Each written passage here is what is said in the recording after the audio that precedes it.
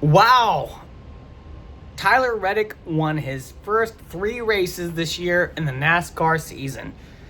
Holy moly. Isn't that real talent? Is that not real talent, everybody? Holy moly. You've never seen talent like this before. You know? There's never been a talent like this. We've never seen this in the history of NASCAR. When it came to the lawsuit during the off season of NASCAR and all this stuff happened, Tyler Reddick, he works for Michael Jordan, who won the NASCAR lawsuit because he has a ton of money. And those reasons were undisclosed to the public. The settlements were not disclosed to the public of what Michael Jordan settled with NASCAR. And all of a sudden now, Tyler Reddick didn't win a single race last year. Now, don't get me wrong. I understand that Tyler Reddick was dealing with some personal issues with his family and the lawsuit, Denny Hamlin, all that stuff is a different season. I understand that. I get that. I'm not stupid. But I'm also not stupid enough to think that this lawsuit did not have anything to do with Tyler Reddick winning the first 3 races of the season, setting NASCAR history. Look, I'm not saying Tyler Reddick's not a good driver.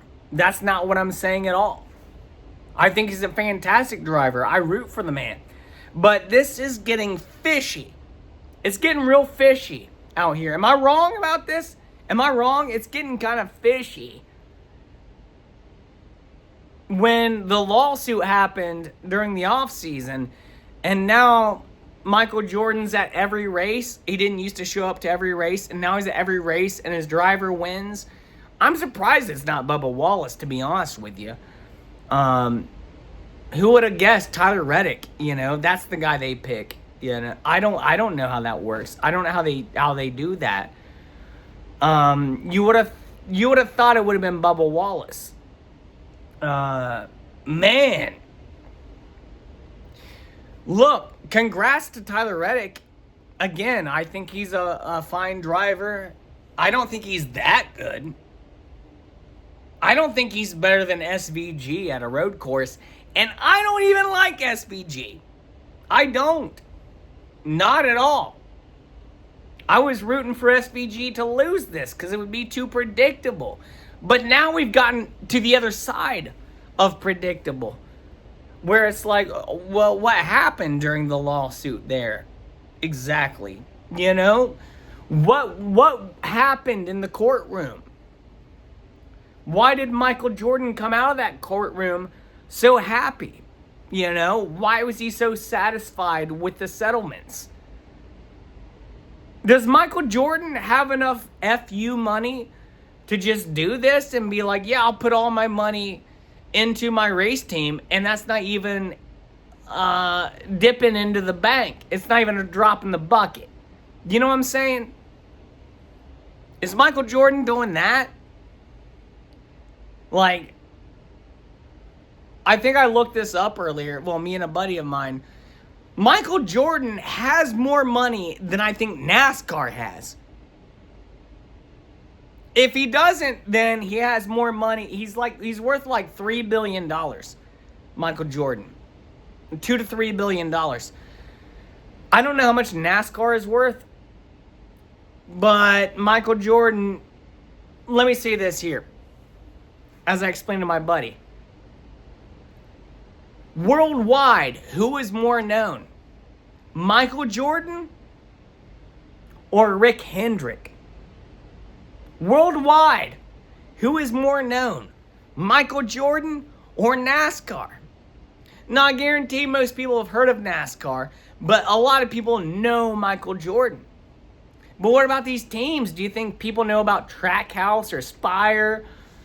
I'm sure a lot of people know about JGR, Ty Gibbs, man, that's a whole different story. But my point is, did Michael Jordan buy NASCAR somehow in the lawsuit?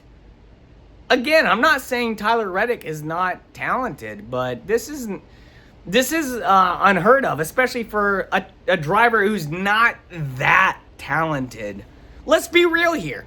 The entire storyline this week was all about Carson Hocevar. That was the entire storyline. Carson Hocevar. And he didn't do nothing at COTA. Like, you hardly even heard about him.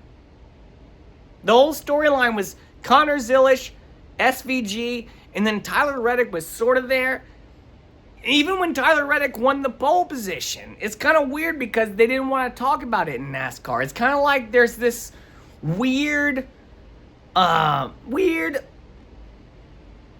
taboo something going on in NASCAR right now, where the lawsuit's over and we're starting to see what's really going on. But man, did the lawsuit have to do with you owe us reparations?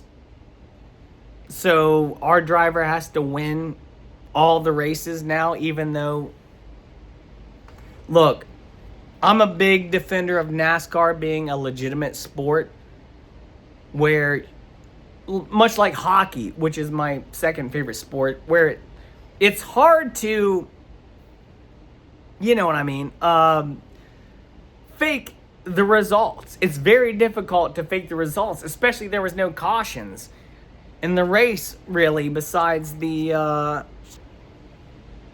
stage cautions. So, how does this happen? You know, I don't know. Maybe Tyler Reddick really is a phenomenon, and he's just blooming late out here. Maybe that's what's going on. Like, he's just blooming late. Maybe he should have been the top driver last year. And maybe he's just blooming late out here. All I'm saying, it's very odd. It's very fishy. I think that's the best term to describe it, is fishy. That the lawsuit that Michael Jordan won last year and all that nonsense that happened, and now we get Tyler Reddick 3 wins in a row, pole position today, outschools SVG. It just doesn't seem likely. Like, you know what I mean, in terms of odds? Do you know about odds? When it comes to, I'm not a gambler, but odds. I do know about odds, and it's the first time in history that a driver has won 3 in a row, and he's not even a generational phenomenon. Again, nothing against Tyler Reddick, but he's not a generational phenomenon. It's nothing like that, and just kind of makes you wonder: did Michael Jordan buy NASCAR via the lawsuit? Let me know in the comments below. Good luck to Tyler and his family. I hope they're having a great time, but man, it's fishy.